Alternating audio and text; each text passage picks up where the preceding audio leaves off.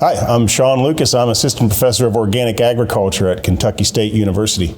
And I am here today to talk about our hemp research. In addition to hemp research, we do a few other things in the organic program. We look at integrated crop livestock rotations. We're also looking at a few demonstrations with sorghum and also some crops in high tunnels. But for today, I'm going to focus on hemp. It's a hot topic that has been in the news a lot in Kentucky, a lot of interest in it from both farmers and consumers in Kentucky. And it's had some struggles over the last year and a half. And so we're going to talk a little bit about the research we do here, as well as the realities of the current hemp marketplace and how things have developed over the last 2 or 3 years. What we focus on in our program is organic hemp. We're really looking at best management practices and best varieties available, trying to get information on those practices and on those varieties for producers here in Kentucky and in the Southeast in general. And so we have a special focus on hemp and organic systems. We can certify hemp. There were some questions about that going back a few years when hemp was a research crop. But now that the 2018 Farm Bill has passed and descheduled hemp as a controlled substance, it's no longer a controlled substance. If it's below 0.3% THC, you can certify hemp as organic. This is the Kentucky Department of Agriculture organic certification application. And right in your organic systems plan, you can check off that you want to certify industrial hemp as organic. And so the reason, that we want to certify a crop organic, we have lots of reasons why people are interested in organic, environmental reasons, sustainability reasons. But one of the things that's most appealing to producers is that organic crops in general and organic products in general capture a higher price in the marketplace than non-organic crops. You can see in this slide, I've got a couple of different figures that present that organic price premium. And so if we look at this figure on the left, this is showing us different products and the price that they bring in the market above the non-organic price. And so, for example, eggs will capture 82% higher price in the marketplace than when they're organic than non-organic eggs. Milk, similar high price, 72% higher. Some of your vegetable crops, that premium is not as high, but I often give the example of my two sons. I have an 11-year-old son and a 7-year-old son, and they love organic milk. They drink a lot of organic milk. They drink a gallon about every 2 days. And organic milk, if you buy a gallon of organic milk, it's about $5.50, $6 a gallon. You go to one of your grocery stores and get non-organic milk, and it's anywhere from $1.50 to $2 a gallon. So pretty big difference in price. In commodity crops, we see a similar increase relative to non-organic corn. This red line represents feed corn that we would give to livestock. The blue is corn for human consumption, and on average, they're about $12 to $14 a bushel. If you look at the conventional or the non-organic corn, that's about $4 or $5 a bushel. So there's a price premium associated with organic products, and that means that the organic producer can capture more of that agricultural dollar, which is always a good thing from a producer's perspective. So we're hoping with hemp that you see the same kind of phenomena, and we, to some degree, we have in the marketplace. What you see in this picture is a product. I'm not advocating this product one way or the other. It's just an example of a certified organic hemp product. And when it first hit the shelves in my local grocery store in Lexington, the regular price was $79.99, $80 for 30 milliliters of a 20 milligram per serving CBD product. the sale price was $60 here. By November of 2019, it had gone down to about $45 for 30 milliliters, and I verified that price yesterday, and we're looking at about 7.5 cents per milligram of CBD. There's 600 milligrams of CBD total in this 30 milliliter bottle. And so per milligram of CBD, it's about 7.5 cents for your organic CBD.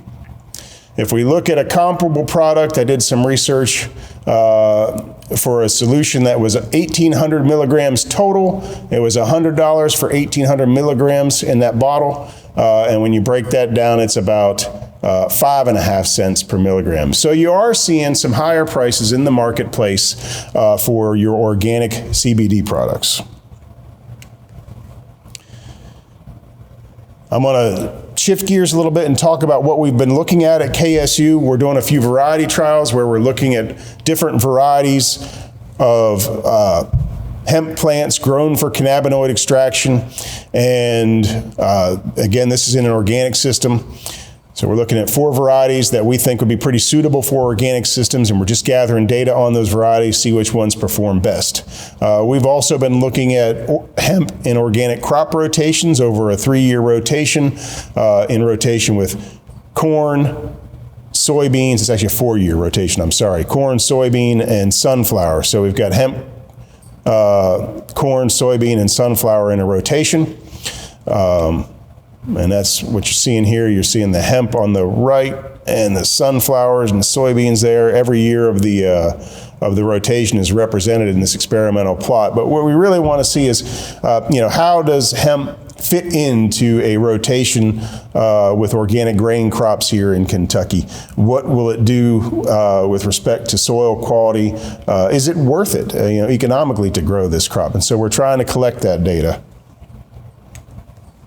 I should say that previous slide, the projects on that slide are in collaboration with Third Wave Farms.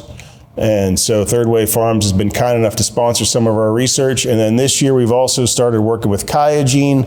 And so the cannabinoid variety trials involve a few Kyogene varieties and a few Third Wave varieties. This is Berry Blossom. It's a Kyogene variety that we just started growing this year. Seems like it's a pretty nice variety for here in Kentucky, at least as far as the first year we've used it. We're also working with Alltech. They have some OMRI-listed biofertilizers that are suitable for use in organic systems. And so we've been looking at the effects of those fertilizers on cannabinoids and terpene contents in the hemp, as well as overall biomass and yield of the hemp plants. And so this is important because if these products, soil set and grain set are the products that we've been looking at. If they raise the CBD level, that's great. If they raise the THC level, well, that could be worrisome and provide more risk to the farmer. Terpenoids are what gives the hemp its flavor profile, its scent profile, and so consumers are interested in that profile when they're purchasing hemp products. And so we want to get a look at what those products may do to the terpenoids as well. So we've got a couple different varieties that we've been looking at in our variety trials. If you see a TWF next to it, that's a variety from Third Wave Farms, and those include American Pharoah, Bayox, and Cherry Candy. We got Cherry Wine involved in the 2018 variety trial. We got that from a local seed source here in Kentucky, and that's a variety that's grown commonly here in Kentucky as well as in other parts of the country. And then the Berry Blossom is coming from Kyogene. And again, we're comparing all those to look at terpene profiles, cannabinoid profiles, and overall yield and productivity. So which of these grow best in Kentucky? Which produce the best? Which give us our best cannabinoid profile that's going to be compliant? And when I say compliant, I should clarify, when I say compliant on these, I mean compliant with respect to the 0.3% THC threshold, because that is the legal limit. Anything above 0.3% THC is considered marijuana, and anything 0.3% or below can be sold as a hemp crop. So this is just to give you all a little bit of a picture of what our crops looked like in 2019. We just wrapped up harvest here in 2020. This is pictures from last year's crop, our variety trial. I'm talking primarily about CBD and cannabinoid extraction varieties because that's what most of our producers are growing for here in Kentucky. In 2019, about 90% of the producers were growing for cannabinoid extraction.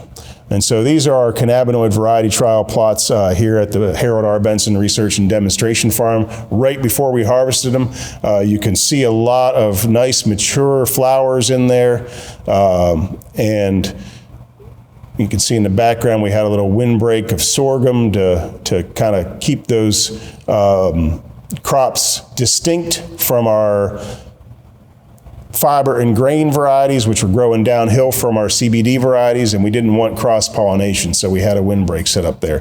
But this is a mature crop. It's ready to harvest. Those flowers have all fattened up, and if you get in real close, you can see good trichome development, and they're ready to come out of the field. So this is Blake Van Sanford. He is an important member of the Organic Research Program staff, and he is hand harvesting this hemp like a lot of producers in Kentucky did in 2019 and in the preceding years, and presumably here in 2020 as well. He's collecting those, and of course we're harvesting for data, right? We want to get data out of these, but our process is quite similar to what a producer would do. You take the crop out of the field. Now we're collecting data, we're weighing each plant and getting yield estimates fresh. And we dry it and get dry biomass. Then we're going to strip all the flower off those plants and get flower yield. And then we send the flowers to a lab in Lexington, Kentucky, and they give us cannabinoid potency as well as terpene information on those crops. After we get the fresh weights, we dry them. Now this is, the farmer may not go for the fresh weight part, but the farmer will certainly dry their hemp crop so that they can strip those flowers off of the stalks of the plant. So this is hanging our plants to dry here at KSU. This is a farmer here in Frankfort, Kentucky, Beyond the Bridge Farm. And they grew 3 acres of hemp last year that I consulted pretty closely with them on that project. And this is that farmer hanging his hemp in converted high tunnels. He's got double layer shade cloth on top of those high tunnels to keep the light out.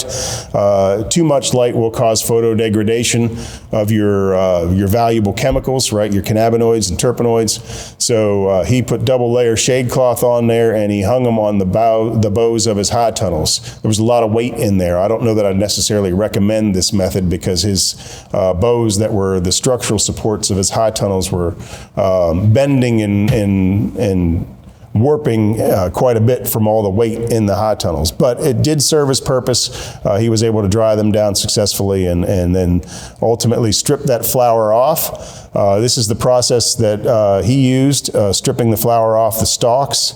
A couple different ways you can do it. You can see in the photo on the left here, we've got a modified bucket cut in half, and you can purchase these half moon shaped lid attachments that go on top of a 5-gallon bucket, and they've got grooves in them, and you slide your hemp plants through the grooves. The stalk comes out clean, your flower gets collected here, and the flower is what you want.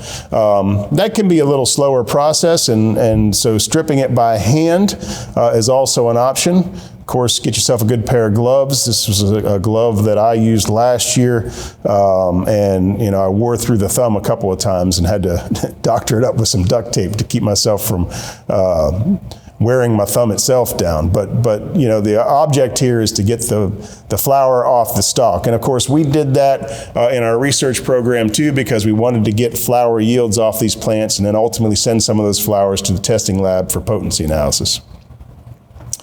All right, and so I've given you a little overview of some of the research we do at KSU and some of the practices that you would use in producing in harvesting really a crop for cannabinoid extraction. The hemp market, as I mentioned at the outset, has really been kind of bumpy over the last 1.5 to 2 years. Going into 2019, prices were pretty high, and you're coming out of 2018 where you had the Farm Bill passed that descheduled hemp from the controlled substances listing. And so anything 0.3% or under is no longer a controlled substance.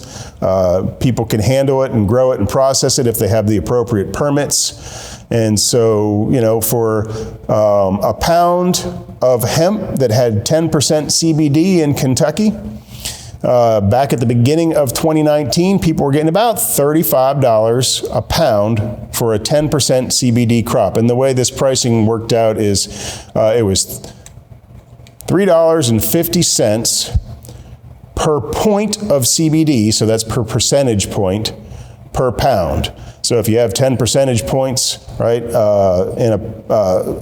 10 percentage points per pound gets you $35 per pound.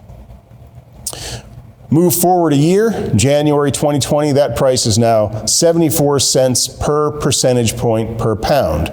And so you've gone down from now $35 a pound for a 10% CBD crop to $7.40 a pound for a 10% CBD crop. And that represents a 78% drop in pricing. And this was before the pandemic. The pandemic did nothing good for anybody trying to move hemp. And I know a lot of farmers that still are sitting on their hemp crops from 2019 because the prices they're getting offered are even less than this $7.40 a pound that you're seeing here. And 10% is actually a pretty high percentage. If you're getting 10% CBD in a compliant crop, that's a pretty good crop. More often you see people in the 7, 8, 9% range for CBD, and so they're getting a little less even. And so the price has really kind of dropped through the floor. And so what does that look like graphically? This graph here pretty much shows you the same thing that was in the preceding slide, just in graphical format, and you can see it pretty much drops off a very steep hill. Again, starting here in January, you're up at about $3.50 per point per pound. And then in the middle of the year, when there wasn't a whole lot of hemp sitting around between 2018 and 2019, the prices got pretty high. Now, August is when people start harvesting, and we had so many people growing hemp last year. Everybody was excited because we had this 2018 Farm Bill that descheduled hemp, and everybody thought they were going to make a quick buck getting in right away. And the honest answer is that we had a lot of overproduction, and the second half of that equation is that a lot of the processors that were processing this flower, because it has to go through an extraction process to get the cannabinoids out of it. The processors overpromised on what they could handle as far as product. They overestimated demand for CBD products, and some of them were expecting outside investment that never came, and all of those things made things go very badly for processors. And some of the more prominent processors here in Kentucky, if you've been following hemp news, some of those processors have gone bankrupt. And so it really left the farmer in a bad spot. Farmers are left with their crops still sitting in these super sacks. Each one of those super sacks that you see in this picture is about 300 pounds of hemp flour, and that picture was taken in October of 2019, and I can go to that farm right now and those bags are still sitting there in October of 2020 in the exact same position, and they haven't been sold. There have been a few offers for this farmer's crop, but they were real lowball offers that they just, the farmer didn't want to entertain them.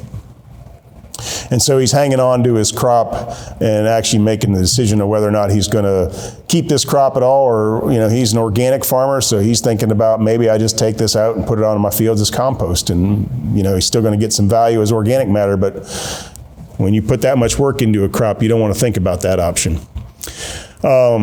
As a response to this, sort of crash in the marketplace, if you look at how this hemp program has grown, we had 33 approved acres in 2014, 33 planted acres in 2014, and then you move forward, 2015, about 1,700 acres approved, 4,600, 12,800 in 2017. So you could see this is growing by leaps and bounds with all this excitement around hemp over the last 5 years or so, to the point where we got 60,000 acres of hemp approved, 60,000 acres of land approved for hemp production in 2019.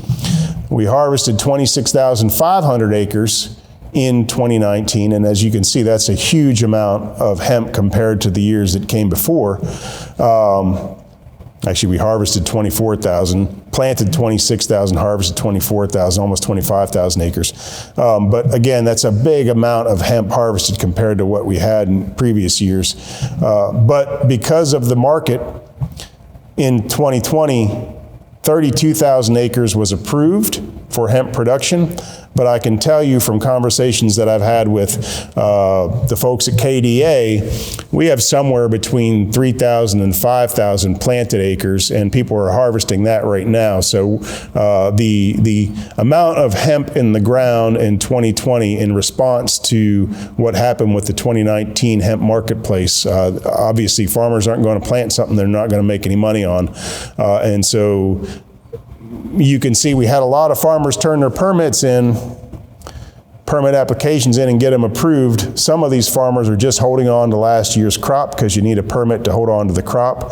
KDA did come up with a special permit for people that did not want to grow, but just wanted to hang on to their crops. It was a little less expensive.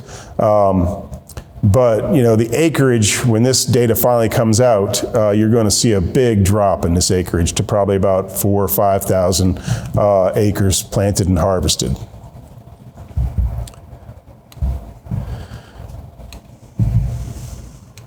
And so the marketplace is one set of risks, but there, you know, this is still kind of a research crop. There are legal issues that still needed to be sorted out as well. You know, the current legislation says that a hemp crop cannot go beyond 0.3% THC. And if it does, it's not considered compliant and you have to destroy that crop. And that can be a lot of work to raise a crop to the point of harvest and find out you've got to destroy it at the point when you request KDA to come out and sample it for compliance so you can harvest. So we've been interested in how CBD and THC levels in plants respond to environmental conditions, to some of the fertilizers that we're using from Alltech, and we just wanted to get a little more information on how they respond within the varieties themselves. And what we're seeing is that even within these cultivars that people are growing, a cultivar is a specific variety of hemp, right? There is a lot of instability in the THC and CBD profiles from plant to plant, even from crops grown from seeds out of the same bag of seed. It's not like buying your corn crops where you're, got very uniform seed that's been bred for years and years and years, and you've got that stability in that corn crop, and you know your ear of corn is going to be 4.5 to 5 feet off the ground on every single stalk.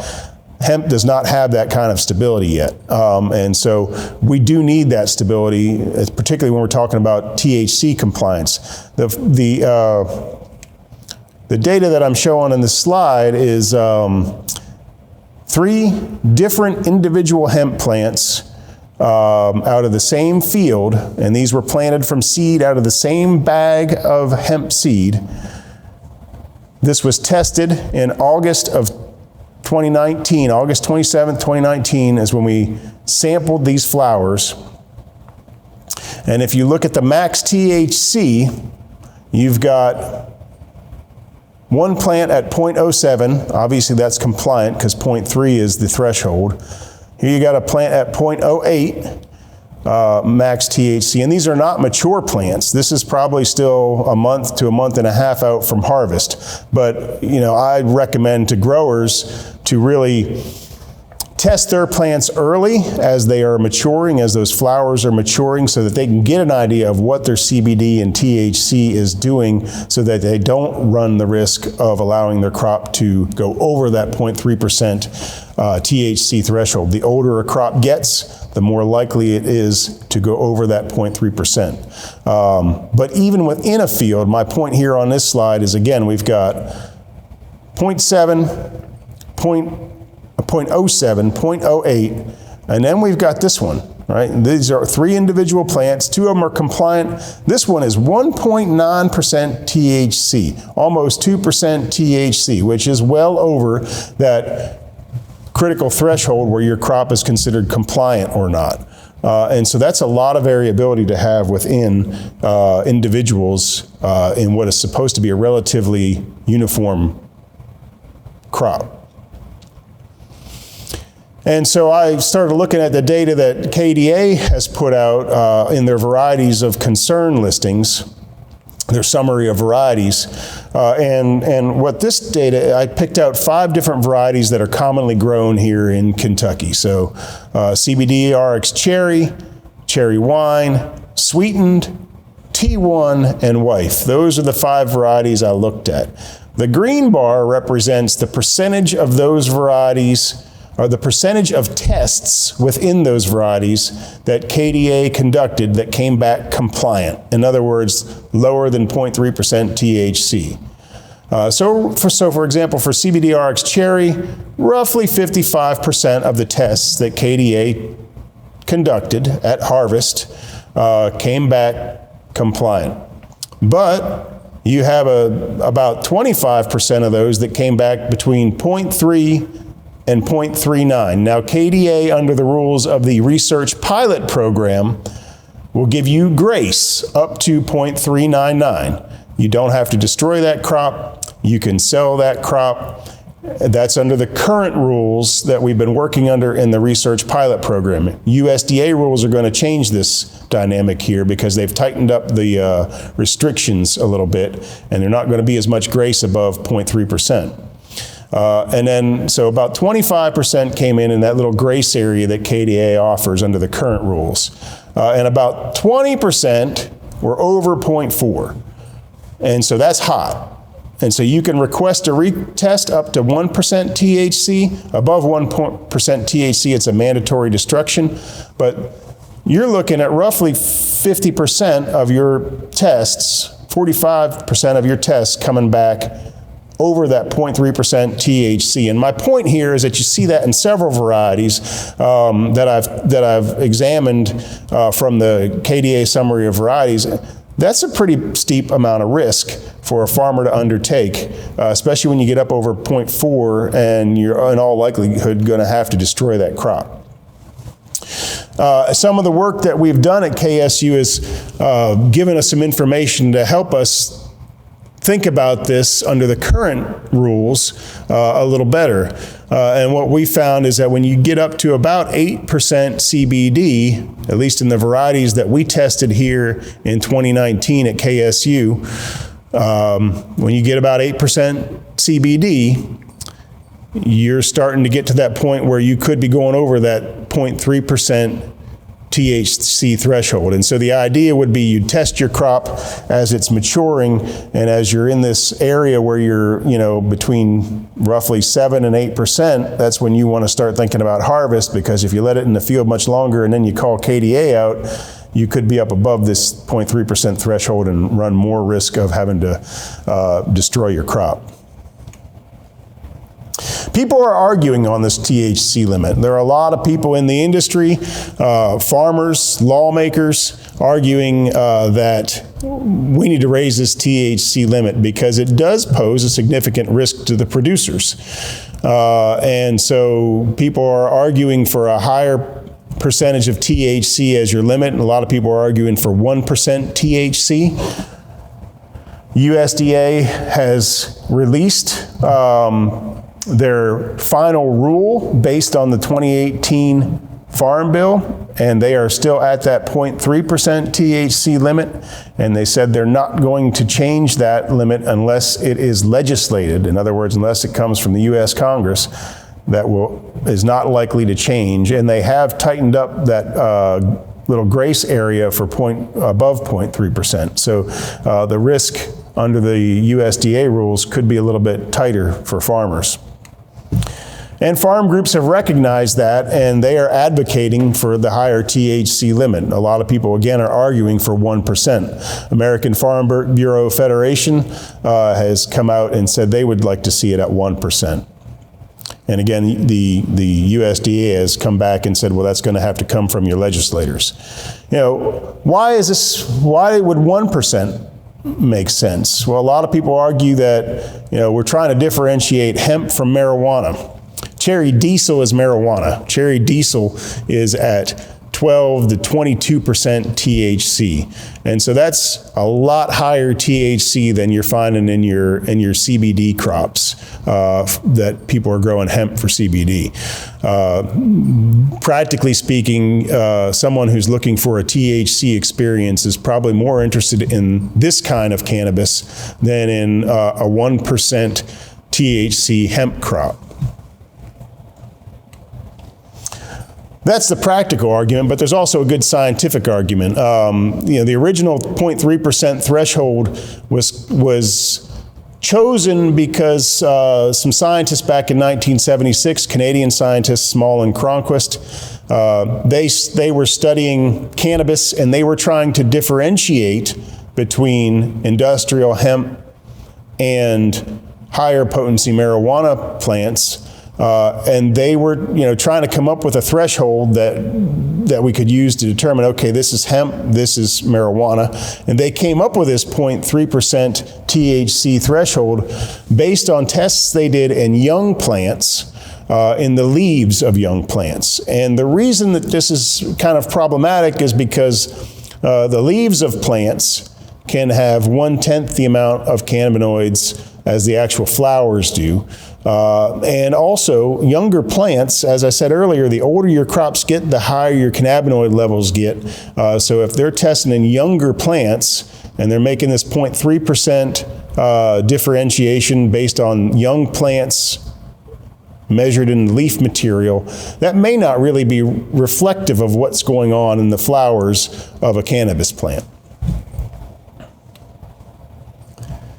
And some Kentucky lawmakers have now recognized this, and there has been a push from legislators and different people involved in the hemp industry in Kentucky to now advocate for the federal law to be changed to 1%. Again, that hasn't happened yet. Another legal issue that kind of is a source of consternation for Kentucky hemp farmers is the issue of combustible flower. In other words, hemp that is sold as raw flower to be purchased in the open marketplace. You cannot do that in Kentucky. It is against the regulations that allow us to produce hemp and process hemp. The only people that can possess raw flower are farmers with a KDA-issued hemp permit or processors with a KDA-issued hemp permit. But you cannot sell raw hemp flower to any person on the street. And the reason being is because it's very hard to differentiate raw hemp flower from marijuana flower, and that becomes a law enforcement issue.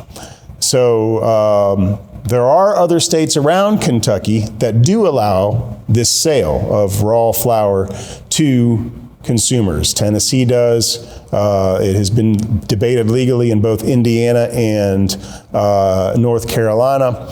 The argument that you're hearing from Kentucky farmers is that you're taking away a potential marketing option for Kentucky farmers to sell their hemp products. And this becomes more of a problem when you can't sell your biomass because the prices have fallen off the cliff. So it would give more marketing options to farmers, but again, it's a legal issue, and it's not going to get changed until our legislators within Kentucky and at the federal level decide to change some laws. There was a bill put forth this spring before the pandemic hit. It was House Bill 506, and the goal of this bill was to exempt combustible hemp flowers from the definition of marijuana. So it would have potentially opened this door for farmers to be able to sell hemp flower on the open marketplace, but that bill never got out of the Agricultural Committee and never got a hearing, so it has had no action on it yet. So we're still working under the laws that we can't sell hemp in the open marketplace. So, if you're interested in hemp, these are my take-home points. This is still, even though it's after the 2018 Farm Bill and it's no longer descheduled, and USDA is coming out with a more solidified set of rules on it, it's still essentially a research crop. This crop is a crop in which the market is volatile. I hear rumors that the market is starting to stabilize since the crash from last year to this year, but it's still a very volatile marketplace. You got a lot of legal issues that are still left to be resolved, whether it's what's the grace level that farmers are going to get over the 0.3%, or whether it should be moved to 1% THC. It's a risky crop for farmers to grow. And so because of that, I always tell farmers, start small and plant what you can afford to lose. If you're interested in it, and you want to grow it, start small. And if you do grow it, know your sources for seeds and clones. Try to get a feel for what you're getting and make sure you're getting a stable variety, as stable as you can. Obviously, if you're growing from clones, that's going to be more stable than from seeds, but there's other problems that go with growing from clones. Learn to understand the plant. It's a complex plant with a lot of complex biology that I didn't go into in this presentation, but we will have some materials available from KSU that will give you some basic information on growing hemp in organic systems. So I would say learn the plant, nurture your soils. I'm a soil scientist by training, and my belief is feed the soils to feed your crop, and that comes from the fact that I'm operating on organic systems. So we really do try to build our soil health and our soil quality to naturally feed our plants.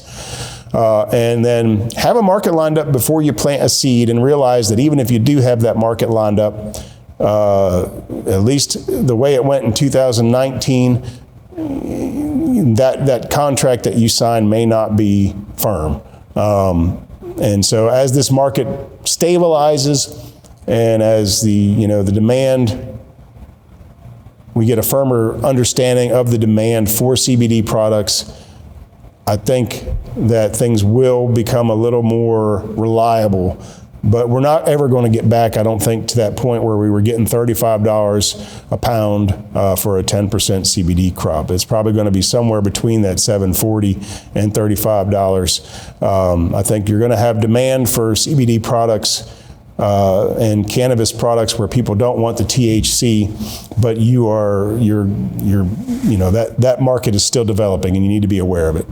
So have a market lined up. Realize that market may not be what you think it is.